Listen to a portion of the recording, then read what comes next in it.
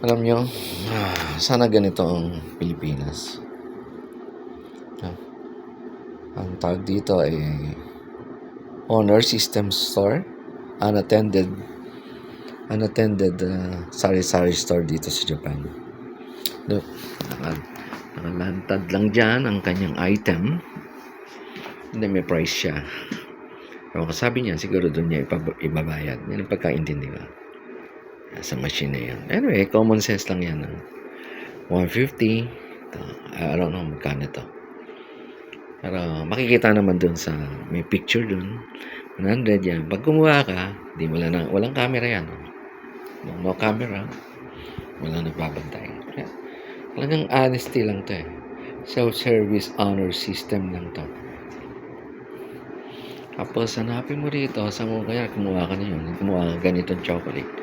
Pindutin mo to. Okay? Kung hindi dyan. Ayan. Ano pa ba yun? Meron. Ayan, yan. May presyo naman eh. Kung hindi, 150. Hanapin mo na yung 150. Pero wag yung drinks. Wala. Dito. Ito nakakuha na ako. My goodness.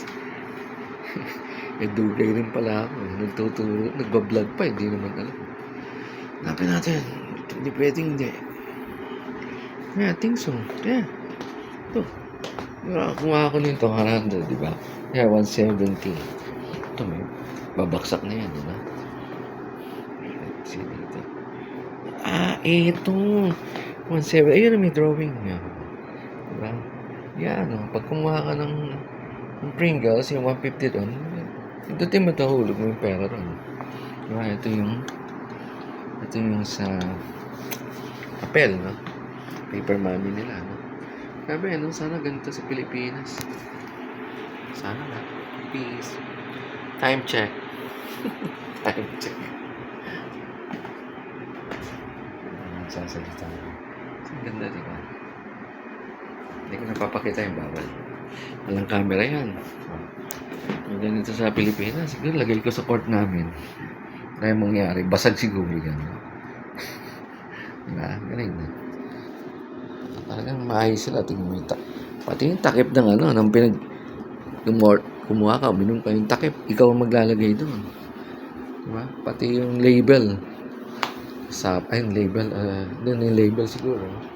Natapon mo yun. Yung pipipiin mo pa nga yan eh. Walang